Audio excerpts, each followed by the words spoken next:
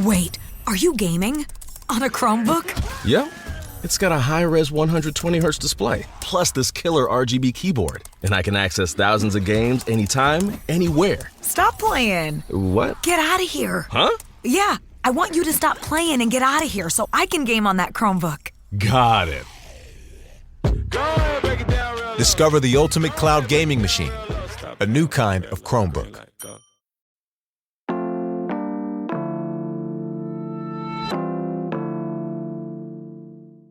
Today on CityCast Pittsburgh, it can be hard to make new friends as an adult in this city. Half the folks here have known each other since they were in diapers, and they've got the stories to prove it. And the other half are so damn busy with jobs and kids and obligations that it can be tough to find your people, even if you are really trying.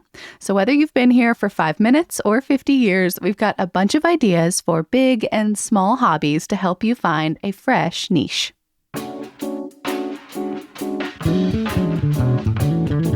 It's Tuesday, September 19th. I'm Megan Harris, and here's what Pittsburgh is talking about.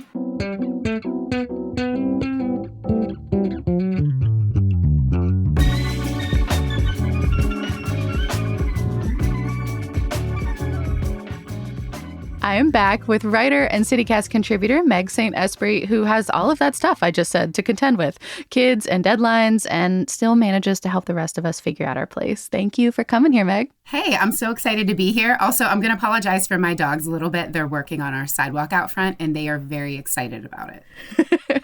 We'll try to match their enthusiasm level.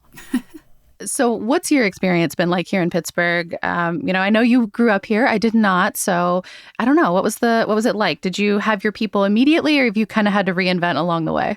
Yeah. So I grew up here, a bit out of the city, Beaver County, and then Zillionople when I was a little bit older. It counts. I know. Well, if we're going to split hairs, I'm a 724 phone number, But I did. I had my people as kids. I grew up doing horseback riding, showing horses, barrel racing, jumping.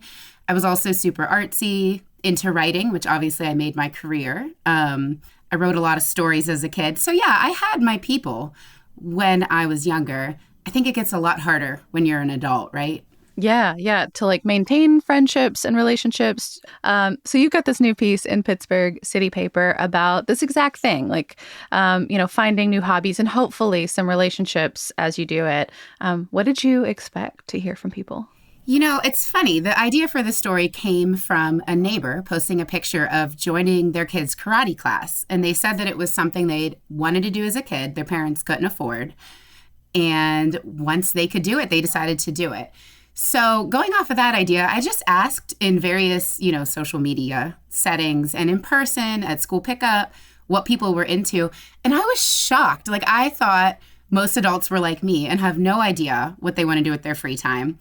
But it turns out a lot of people have really cool hobbies. I talked to someone who does disco dancing, someone else who found out that salsa dancing is really their thing. I did talk to the neighbor who took up karate. It was as awesome as I hoped. So it's been a while and they're still into it. And then I talked to someone else who did roller derby, which is the most badass thing ever. The Steel City roller derby, the legit. Yeah.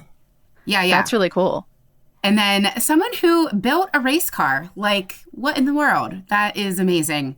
When I was reading that story, I was blown away because I was thinking you were going to be telling me a story about model cars. And no, this is a whole ass Porsche. No, he built, a real moving car that he can ride in. It's incredible. But he was a kid who liked Legos and liked building. And so it's kind of interesting to see, how he catapulted that into an adult hobby, right? Did the folks that you talked to have any suggestions for people who, maybe they do have their eye on something, but they're nervous to get started in this brand new thing with brand new people? Yeah, that's the part they were all the most excited to talk about. Yes, they love their hobbies and sharing what they've made or what they're doing. But the emotional aspect of it is really what they just gushed about. Everyone said it was hard. They felt self-conscious. They felt like everyone was looking at them. They felt unskilled. But even if they're skilled and improve enough that they were an expert, they let go of that self-consciousness and realized it was really just about enjoying it.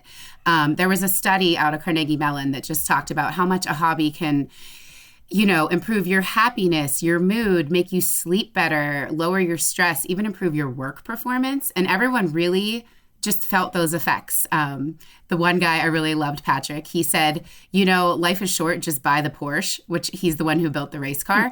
Yeah. And, he just went for it. It's awesome. And I just love that because it can always feel like there's some roadblock to doing what you want to do. But sometimes you need to just go for it despite your reservations. Oh, that's great. Did you learn any tips for building friendships while trying something new like this for the first time? So I think one thing when you're joining a new hobby, you can obviously go to the class, do your thing, and then leave. But definitely, even if it makes you nervous, even if you're an introvert, sometimes that time at the end when everyone's kind of wrapping up, make some connections. Maybe you can, follow each other on Instagram so you can check on your progress, or maybe even just grab a coffee around the corner.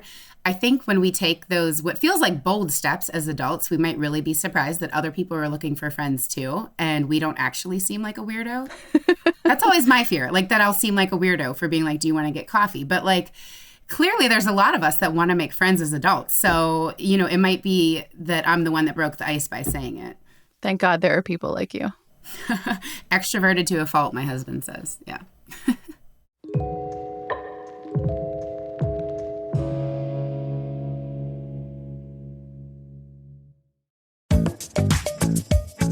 The Pittsburgh Citywide Task Force on Employee Ownership was created to help businesses in the Pittsburgh region thrive and grow by bringing the message of employee ownership and its benefits to 30,000 businesses in the area. The task force was formed in conjunction with the Pennsylvania Center for Employee Ownership, the Pittsburgh City Council, Heinz Endowments, Chatham University, and the University of Pittsburgh. Employee ownership is a business model and form of succession planning that benefits owners, workers, companies, and communities alike. Interested in learning more? The task force will be holding in-person informational sessions around the Pittsburgh region. To learn more about the task force or to sign up for an informational session, please visit pghbusiness.org. That's pghbusiness.org.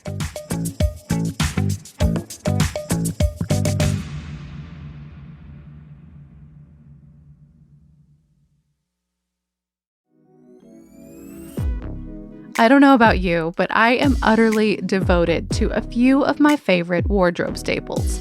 That said, I do not have the skills to adjust them if I shift sizes, get a tear, or just want to reimagine a classic.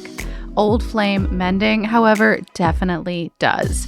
They're a sewing service here in Pittsburgh that helps you get the most out of your clothes and keep them out of the landfill through repairs, tailoring, alterations, and even custom work. You can check them out in person in Avalon, just off Ohio River Boulevard, and look at some beautiful work samples on their Instagram at Old Flame Mending. Local pickup, delivery, and mail-in options are available, so book an appointment and find more information at oldflamemending.com. They'll fix anything but a broken heart.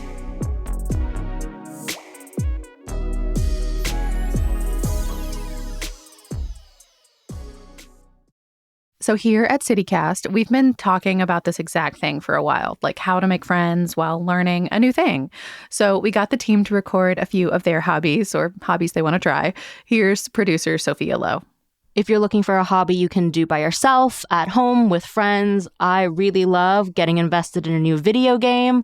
Currently, some of my favorites are Hades, and it's a Greek mythology-inspired fighting game that's a little bit different every time, so I just love that so much. And if you're looking for something to play with friends, Lovers in a Dangerous Space-Time is also great, and that's a space shooter.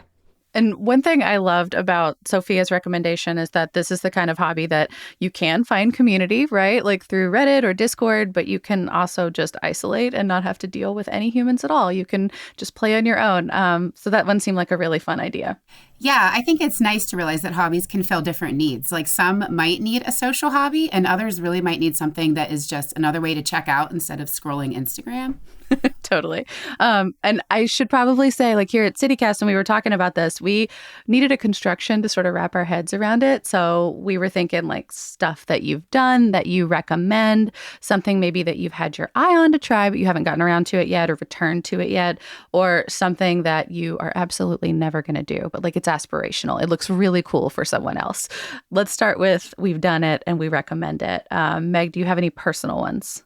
Yeah, so I just did a candle making class in Bellevue at P Square Scents. And it's funny because it's the type of thing I would never organize myself, but someone did it for me. So all I had to do was show up. And it was so enjoyable. Like just the process of helping to narrow down scents and figure out what goes well together. And then I got to leave with something I actually made and could use. Like the reward on that, the dopamine hit was big. And so I want to go back. Like, I mean, that candle's not gone yet, but I'm like, what else can I make? Can I make laundry detergent? Can I make perfume?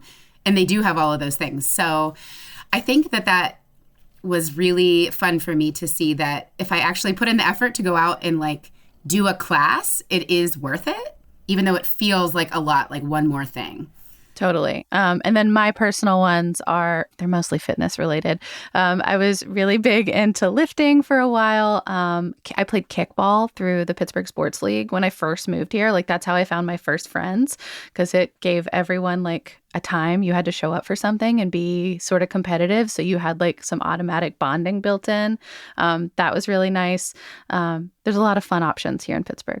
Definitely. Kickball actually sounds fun because that's one game I feel like I do know the rules to. Yeah.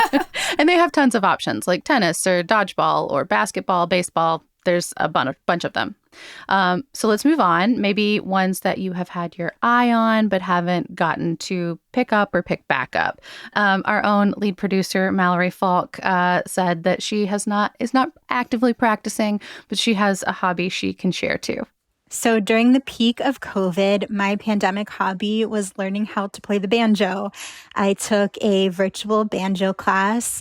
What was kind of funny was there were about 10 of us in the class. And so whenever we'd play, we would all have ourselves on mute because 10 people playing an instrument on Zoom at the same time would sound horrendous. And so every week when the instructor would tell us how much progress we were making, he had never actually heard any of us play a single note of banjo.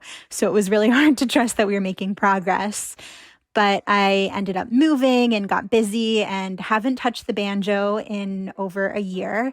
So I would like to find a class here in Pittsburgh and start lessons back up, because what you're hearing right now is me attempting to play for the first time since 2022, and clearly I have gotten very rusty. That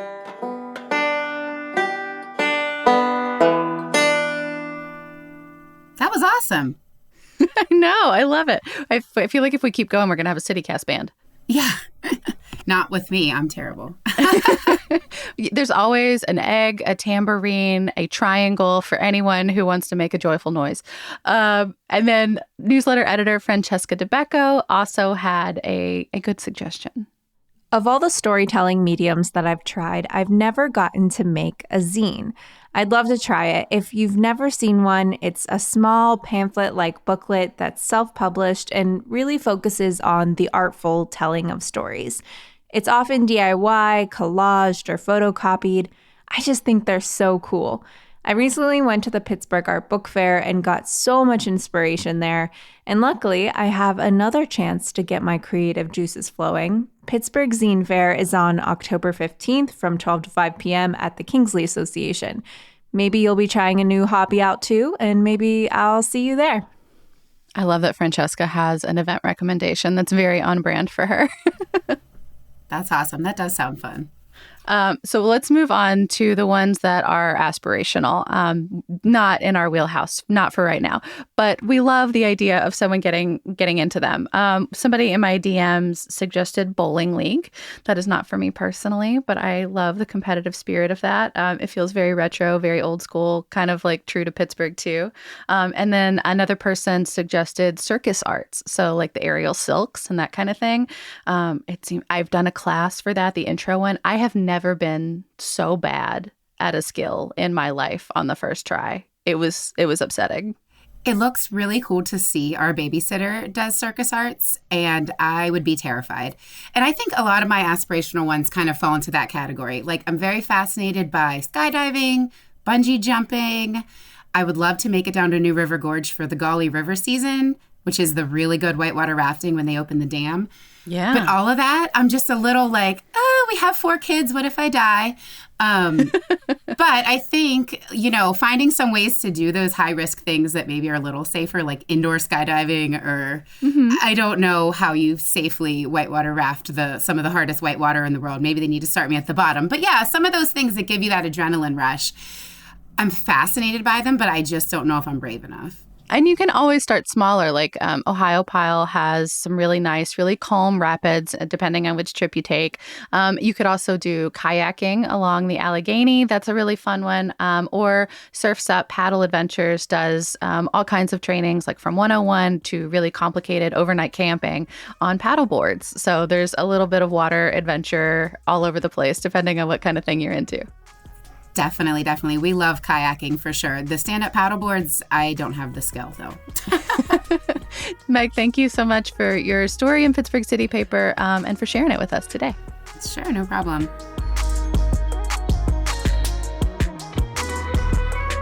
That's all for today here on CityCast Pittsburgh. If you're liking the show, please let us know. You can always email us. We're pittsburgh@citycast.fm. And we have a shiny new website we would love for you to check out. Very, very similar, pittsburgh.citycast.fm. You can get in our DMs at CityCastPGH. We'll be back tomorrow morning with more news from around the city. Talk to you soon.